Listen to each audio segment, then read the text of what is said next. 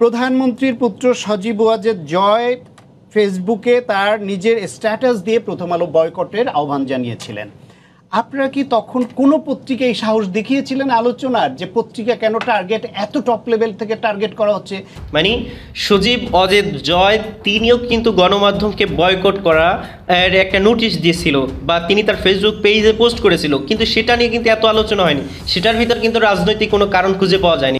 কিন্তু যখন মিজানুর রহমান আজহারী এবং ভিপি নূর তাদের ফেসবুক পেজে পোস্ট করেছে বয়কট করার একটা ডাক দিয়েছেন, তখনই সমস্যা হয়ে দাঁড়িয়েছে আমাদের গণমাধ্যমের। আসসালামু আলাইকুম রহমতুল্লাহি বারাকাতুহু। আমরা জানি বর্তমান সময়ে ৭১ টিভি, ডিবিসি নিউজ সহ কয়েকটি গণমাধ্যমকে বয়কট করার ডাক দিয়েছে ভিপি নূর এবং মিজানুর রহমান আজহারী। যদিও এখানে ৭১ টিভিকেই শুধুমাত্র বয়কট করার আহ্বান জানিয়েছেন, এখনও ক্ষেত্রে ডিবিসি নিউজকে আহ্বান করা হয়নি তেমনিভাবে। কিন্তু তারা এই বিষয়টাকে ভিন্নভাবে মানুষের কাছে উপস্থাপনা করছেন। তারা বলতেছেন গণমাধ্যমকে, ফুল গণমাধ্যমকে বয়কটের ডাক দিয়েছেন তারা, আর এটা নাকি একটা রাজনৈতিক কারণ। তো যাই হোক, এখানে তারা রাজনৈতিক কারণটা কোথায় খুঁজে পেলেন আমরা জানি না। তো তাদের স্টুডিওতে বসে এর সঠিক একটা জবাব দিয়েছে আমাদের একজন বড় ভাই, যার নাম হয়তো শান্ত হবে। তিনি বিষয়টাকে সম্পূর্ণভাবে তুলে ধরেছেন যে মিজানুর রহমান আজহারী এটাকে তুলে ধরলে অপরাধ, অথচ তার সজীব ওয়াজেদ জয় যদি কোনো বিষয় তুলে ধরেন তাহলে সেটাই কোনো সমস্যা নাই। তো দেখবেন এরকম একটা ভিডিও, তো তার সম্পূর্ণ ভিডিওটা আমি দেখবো এবং একটু রিয়াকশন দেওয়ার চেষ্টা করব। তো আমরা শুরু থেকে তার একটু ভিডিওটা দেখে নিই।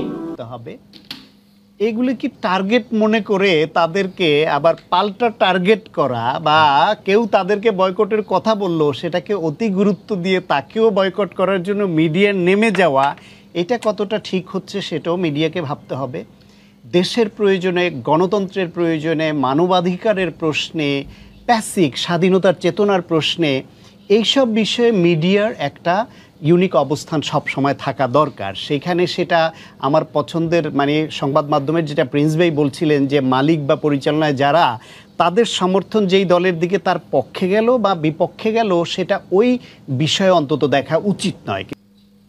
এখানে কিন্তু এটাই হয়ে থাকে, আমাদের যে সমস্ত সংবাদকর্মীরা রয়েছে সেই সমস্ত কোম্পানির লোকেরা বা মালিক যেই দলের সাপোর্ট করে, হোক সে আওয়ামী লীগের সাপোর্টার অথবা বিএনপির সাপোর্টার অথবা অন্য কোনো দলের সাপোর্টার, তো তাদের হয়ে যদি কাজ করে তাহলে বিষয়টা কিন্তু একটা অন্যরূপ দেখা যায়। এখন সাংবাদিক তো নিষ্ঠার সাথে কাজ করবেন, এই বিষয়টাই তিনি তুলে ধরার চেষ্টা করতেছেন। কিন্তু দুর্ভাগ্যজনকভাবে বাংলাদেশে সেই রকম মিডিয়ার যে এই নিরপেক্ষ একটা অবস্থান, সেটি প্রশ্নবিদ্ধ। পাবলিক পারসেপশনকে তো আপনি একেবারেই ফেলে দিতে পারবেন না। বেশিরভাগ মানুষ মনে করে যে বাংলাদেশের মিডিয়া মনে করেন যে, এখানে বুঝতে পারছে তাকে কথা বলার সুযোগ দেওয়া হচ্ছে না, যেহেতু এখানে গোমর ফাঁস করে দেওয়া হচ্ছে বা সত্য বিষয়টা তুলে ধরা হচ্ছে, সেজন্য তাকে সুযোগ দেওয়া হচ্ছে না, এটা কিন্তু আমরা বুঝতেই পারতেছি।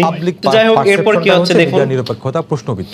আপনি আজকে আপনার এই প্রোগ্রামের কমেন্টে গিয়ে ফেসবুক লাইভে দেখবেন যে অনেকে কি মন্তব্য অন্য বিষয়। এটা আমি আপনাকে বলি যে ডক্টর সাখাওয়াত হোসেন সায়ন্ত যে তথ্যগুলো উপস্থাপন করে, এগুলো কিন্তু তিনি হাওয়া থেকে পাননি, এগুলো কিন্তু গণমাধ্যম থেকে পাওয়া।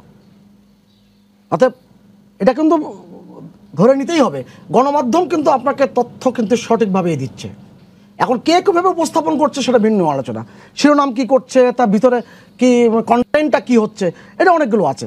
আপনি বলেন এটা খুব দায়িত্বশীল পত্রিকা, সবচেয়ে বেশি যার পাঠক সংখ্যা রয়েছে, যার কথা খুবই স্পষ্ট করে বললেন, সেই পত্রিকায় একটি শিরোনাম হলো যে বাংলাদেশ ব্যাংকের সোনা হয়ে গেল মাটি।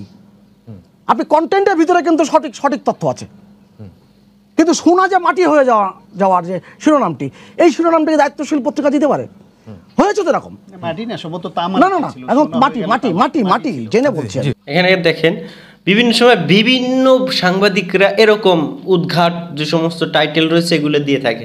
এই ৭১ টিভি কিন্তু ইতিপূর্বে মসজিদ অ্যাক্সিডেন্ট হওয়া বা মসজিদের ইমাম সাহেবের ছেলে সহ কয়েকজন কিন্তু পানি পান করে, মসজিদের সে ভেটারের পানি পান করে মারা গেছিল। সেখানে কিভাবে একটা নিউজ ছাপাইছিল, হেডলাইন কিভাবে দিয়েছিল, বিষয়টা কিন্তু আপনাদের মনে আছে। কোনটা সংবাদ ভ্যালু পায় আপনাদের কাছে, যেটার কাটতি বেশি আপনাদের সংবাদ মাধ্যমের, সেটাই তো। আমি আমার অভিজ্ঞতা থেকে কিন্তু আপনি সাম্প্রতিক সময় শান্ত ভাই দেখেন নাই, আমি উদাহরণস্বরূপ বলি ভুরুঙ্গাবাড়িতে একজন গৃহবধূ ধর্ষিত হয়েছে, হ্যাঁ। কিংবা ঢাকা মহানগরীর অভিজাত এলাকায় হয়েছে, কোনোটা কি বাদ গেছে? তারপরও না, কোনোটা বাদ যে এত সংবাদ মাধ্যমে আসার সুযোগও নাই, কারণ প্রতিদিন এত ধর্ষণ হচ্ছে, আবার এত সব খুন খবর হচ্ছে, গণমাধ্যম পর্যন্ত আসবেন আসেও কি না। করে? হ্যাঁ, হ্যাঁ। তারপর আমি বলি, আমি আমার অভিজ্ঞতা থেকে বলি। আমি একটা সময় সাপ্তাহিক যায় দিনে, যদিও ব্যক্তিগত বিষয় সামনে আনি, আমি সাপ্তাহিক যায় দিনে বিভিন্ন দৈনিক পত্রিকায় প্রকাশিত রিপোর্টের অ্যানালাইটিক্যাল একটা রিপোর্ট আমি কলাম হিসেবে লিখতাম, প্রেস নোটস নামে। আমার নিজের মাথা খারাপ হয়ে যেত যে একই রিপোর্ট, তার হেডলাইন কত উদ্দেশ্য নিয়ে কত পত্রিকা কতভাবে করতে পারে, এবং তার বডিতে কার উদ্দেশ্য কি, কার মোটিভ কি, সেই অনুসারে কতভাবে নিতে পারে, এবং একই ঘটনাকে কত ভিন্নভাবে প্রকাশ করতে পারে, এগুলি তুলে ধরাই ছিল আমার কাজ। সেটা করতে গিয়ে দেখেছি এখন সংবাদ মাধ্যম এবং সাধারণ মানুষ, রাজনৈতিক নেতা, সবার দিক থেকে আপনার দায় আছে। ইভেন আপনারা ধরেন আজকে সংবাদ মাধ্যম টার্গেট, আপনার শিরোনাম সেটা, কিন্তু আপনি পরে শিফট করে এসেছেন শালীনতার মাত্রা নিয়ে। যদি পরে শিফট করে নাই শান্ত ভাই, আপনার শিরোনামের আগে আমি ভূমিকাতেও সেটি বলেছি। টার্গেটের মধ্যে আমি বলি যে যদি টার্গেটের প্রশ্ন আসে, টার্গেট নিয়ে আজকে আপনারা আলোচনা করছেন, অনেক টেলিভিশনেই আলোচনা ইতিমধ্যে আমি দেখেছি। প্রধানমন্ত্রীর পুত্র সজীব ওয়াজেদ জয় ফেসবুকে তার নিজের স্ট্যাটাস দিয়ে প্রথম আলো বয়কটের আহ্বান জানিয়েছিলেন। আপনারা কি তখন কোনো পত্রিকায় সাহস দেখিয়েছিলেন আলোচনার, যে পত্রিকা কেন টার্গেট, এত টপ লেভেল থেকে টার্গেট করা হচ্ছে? প্রথম আলো, ডেইলি স্টারের যখন সরকারি বিজ্ঞাপন বন্ধ করে দেওয়া হলো এবং বেসরকারি বিজ্ঞাপন সংস্থাকে বাধা দেওয়া হলো বিজ্ঞাপন দিতে, পত্রিকার তরফ থেকে অভিযোগ করা হয়েছে, তখন কি এই আলোচনা করার সাহস আপনারা দেখিয়েছিলেন যে এই একটা ইস্যু নিয়ে করবেন? এখানেই সংবাদ মাধ্যমেরও দায় আছে। আপনারা সব কিছুতে যদি সমান দৃষ্টিতে দেখেন, এবং সেই ক্ষেত্রে এই প্রশ্নগুলি আসতো না। এখন সরকারের বিভিন্ন কর্মকাণ্ড সব কিছু নিয়ে সংবাদ মাধ্যমের যে পার্টিজান অবস্থা, সেগুলো নিয়েও মানুষের মধ্যে ব্যাপক প্রশ্ন আসছে। এবার আসে শালীনতার বিষয়।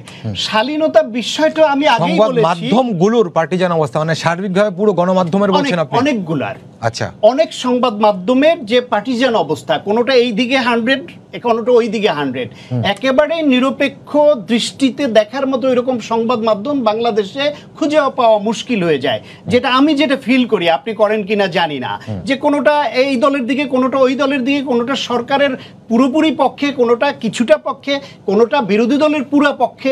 এই যে অবস্থা, আপনি মুখপত্রগুলোর কথা বলছেন, কিছু কিছু তো মুখপত্র রয়েছে দুই দলেরই, বেশিরভাগ সংবাদ মাধ্যমের কথা আমি দায় নিয়ে বলছি। আপনি যদি অ্যানালাইসিস করতে বলেন, সেই অ্যানালাইটিক্যাল রিপোর্টও কোনো একদিন সংবাদ মাধ্যম নিয়ে এই দেশের যদি গবেষণা হয়, বের হবে যে সংবাদ মাধ্যমের ভূমিকা কি ছিল। তো ভিডিওটি দেখার পরে সবশেষে এই কথাটাই বলবো যে সর্বঙ্গে ঘা, মলম লাগাবো কোথায়, এরকম একটা অবস্থা হয়েছে। ঘাটা যদি সব জায়গায় থাকে, তাহলে কোথায় মলমটা লাগাবো? মলমটা তো সব জায়গায় লাগাইতে হবে। সুতরাং তাদের আলোচনা দ্বারা, জ্ঞানী গুণীর জনের আলোচনা দ্বারা অনেক বিষয় ফুটে উঠছে, যে বিষয়টা একান্তভাবে ব্যাখ্যা বিশ্লেষণ করা আমার মুখে সাজে না। আর একটা কথা, সেটা হচ্ছে ভিআইপি পারসন যখন কোনো সংবাদের বিরোধিতা করে, সেটা নিয়ে কোনো সংবাদ ছাপায় না, বা সেটার ভিতর কোনো রাজনৈতিক বিষয় খুঁজে পাওয়া যায় না। কিন্তু সাধারণ মানুষ যারা ধর্মীয় দিক থেকে বিষয়টাকে প্রতিবাদ করে, তার ভিতর কেন আমাদের রাজনৈতিক বিষয় খুঁজে পাওয়া যায়, এই বিষয়টা একটু আমার বোধগম্য নয়। আপনারা বুঝলে একটু কমেন্ট করে জানিয়ে দেবেন। ধন্যবাদ সকলকে। আসসালামু আলাইকুম ওয়া রাহমাতুল্লাহ।